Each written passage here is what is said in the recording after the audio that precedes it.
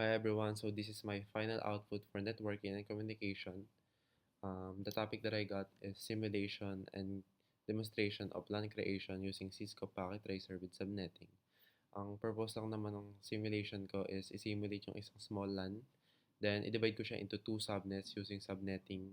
I-configure ko yung router and PCs with correct IP addressing and also the default gateways. And finally, i-validate ko yung setup by doing ping tests para ma-confirm natin yung connectivity within and across sa mga subnets natin. And by the way, my name is Alejo Justin A. from Dr. Yakas Colleges. I'm an IT student and my section is BSIT 2D. Okay, so umpisa tayo sa network base natin. Napili natin is 192.168.20.0/24. So, bakit ito yung napili natin? Pinili ko ito kasi part siya ng private IP range na commonly ginagamit sa internet LAN networks katulad ng bahay, school, or even offices. Hindi siya public internet kaya sobrang safe and standard siya gamitin sa mga simulation. So, ano nga bang ibig sabihin ng /24? Ibig sabihin lang naman nito is yung first 24 bits are the network and yung last 8 bits are for devices. Kasi sa IPv4, meron tayong 32 bits total. And since the last part is 8 bits, it can make up to 2 to the raise of 8, which is 256 total values. So, the last number can be 0 to 255. Pero meron tayong total na addresses ay yung 256. And yung dalawa doon is special. Yung 0 ay yung network address natin. Also, the 255 ay yung broadcast natin. Kumbaga yung pang send sa lahat. And yung pinaka-usable natin is yung 12254. Okay. So, ano nga bang pinaka-goal ng simulation natin? Yung pinaka-goal ko lang naman is kailangan ko ng dalawang subnets. The subnet A is yung para sa switch 0 side and yung subnet B is para sa switch 1 side. So, from one big network na /24, kailangan ko siyang hatiin into two smaller networks. So, dito na yung papasok yung concept ng borrowing bits. So, dito natin pag-usapan yan. So, paano nga ba gumawa ng dalawang subnets? So, kung gusto mo ng dalawang subnets, kailangan mo mag-borrow ng isang bit from the host part and add it to your network part. Bali, yung /24 magiging /25. And bakit natin to ginagawa? Ang concept kasi sa networking is borrowing one bit makes two choices, 0 or 1. So, it creates groups, bali dalawang subnets. So, think of it like this. Kunyari meron kang isang malaking klase and you split it into two sections. Pagbaro ng isang bit is like adding a section. So, from section A, magdadagdag tayo ng section B. Parang ganun. So, anong maging itsura niya sa IP range natin? So, ang /24 kasi is 0 to 255. Pag hinati mo siya, magiging subnet A, 0 hanggang 127. And yung subnet B, magiging 128 hanggang 255. So, pag /25, ano na yung magiging subnet mask? Ang magiging subnet mask natin is 255.255.255.128. Bakit ito yung nangyari? Kasi yung sa /24, yung mask nun is 255.255.255.0. Pag pumunta ka ng 25, I mean ng /25, mag-add ka ng isa pang network bit in the last part, di ba? And the first network bit in the last octet is worth 128. So, ang mangyayari, magiging 255.255.255.128. So, ayun. Kaya, ayun yung nangyari. So, bakit nga bang 128? Kasi sa /25 nga, in-split natin siya into dalawang subnets. Bali, one big network, magiging dalawang subnets. So, i-split natin yung 0 to 255 into hubs. So, first hub starts at 0 and second hub starts at 128. So, the cut happens at 128. That's why yung subnet mask natin, it ends with 128. So, 255.255.255.128. So, ito na yung magiging subnets natin. For subnet A, ang mangyayari is 192.168.20.0/25. Ang magiging usable natin is 192.168.20.1 hanggang 126. And yung magiging broadcast natin is 192.168.20.127. And dun nga sa concept na hinati, sa subnet bin natin magiging 192.168.20.128/25. Ang magiging usable is 129 hanggang 254. And the last number will be on the broadcast, which is the 255. So, bakit nga ba natin kailangan ng gateway? Ang gateway kasi is basically ay yung exit door sa iyong subnet. So, kunyari, ang isang PC, it talks to someone inside the same subnet. Direct lang. If a PC talks to someone in another subnet, it needs help. So, the router helps send it there, and the router's IP in that subnet is called the default gateway.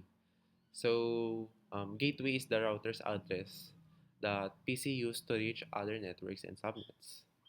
So, ganun lang siya kasimple. And let's go to topology. So, kaka-setup ko lang ng Cisco Packet Tracer and let's go. Unang muna, maglagay tayo ng router natin, which is the 1941. Gumamit ako ng Cisco 1941 kasi meron siyang dalawang ports, which is yung G0/0 and also the 0/1. Sakto siya for dalawang subnets. And also the routers, which is the 2960.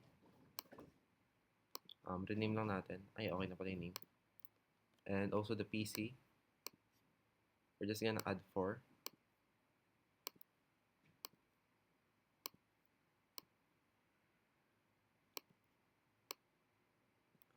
And ang cable naman na gagamitin natin is itong copper straight through.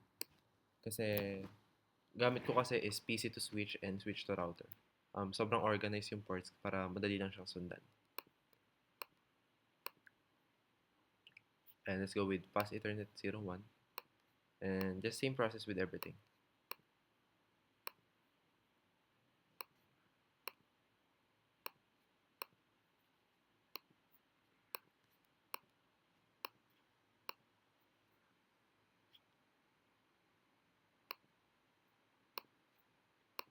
And also for the router naman, ang gagamitin natin is yung Gigabyte Ethernet na.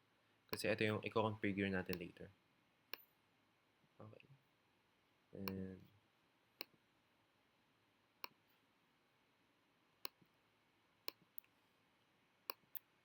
And let's just fast forward and yeah. Ngayon, i-configure ko yung router interfaces as gateways. Yung gateway kasi ito yung router IP inside sa mga subnet natin para makalabas yung PC hanggang sa ibang networks. So, let's go. First, pumunta muna tayo sa router and CLI. Sa CLI, just no lang and enable conft. Ibig sabihin nito is configure terminal. Una natin gagawin is interface gigabit ethernet 0/0. So, una muna natin gagawin is i-configure natin yung subnet A gateway, which is yung G0/0. And yung IP address, which is the 192.168.20.1. And yung subnet mask. And also no shutdown. Then exit. And we're gonna do it again, pero with 01. And for the IP, we're gonna use the 129 na. Yan. Okay, then no shutdown. Then exit. And yan, we're gonna write end and also write memory. Yan. Para ma-check natin yung connectivity niya, para ma-verify natin, mag-show IP tayo. Ayan. Pag up na to parehas, ibig sabihin, tama yung ginawa natin. So, back muna tayo. Pag up na, ibig sabihin na ito connected and enable na yung interface. So, ready na yung router mag-route between subnets. And ang next natin gagawin is PC IP config. Ito yung desktop to IP config. And sa Packet Tracer kasi blank yung IP by default kasi walang DHCP. So, static IP tayo. And manual natin ilalagay. Per PC. And pumunta na tayo sa desktop and ipconfig and susulat natin siya isa-isa. So, PC0, lalagyan natin 168.20.0 and sa sorry. 198.162.20.10 and also sa dulo, papunta natin 128. Sa default gateway, and yung pinakamamahal nating 192.168.20.1. Yan. And copy ko lang to para sa iba. Let's go to PC1. And same old. Type uli natin. For PC1, we got the 192.168.20.11. And palitan lang natin ng 128. And just same gateway lang naman. Kaya pwede mo na i-copy paste for every PC.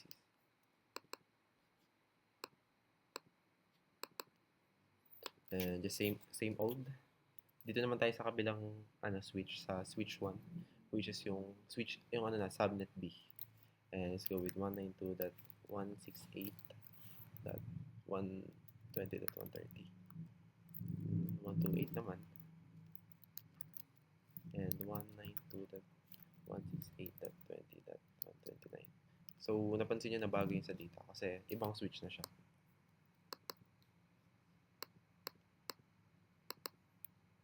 And for the PC3 or the last PC, meron tayong 192.168.20.131 and also 128.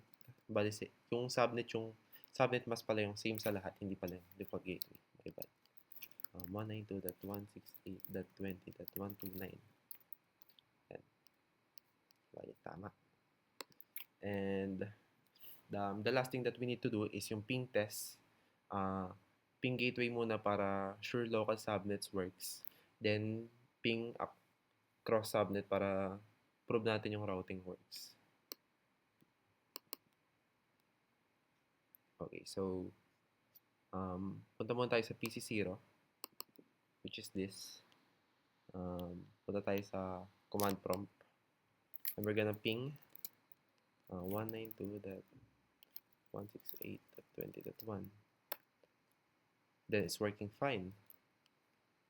Let's see the ping 192.168.20. This is the other switch. Tingnan natin. Or the other PC.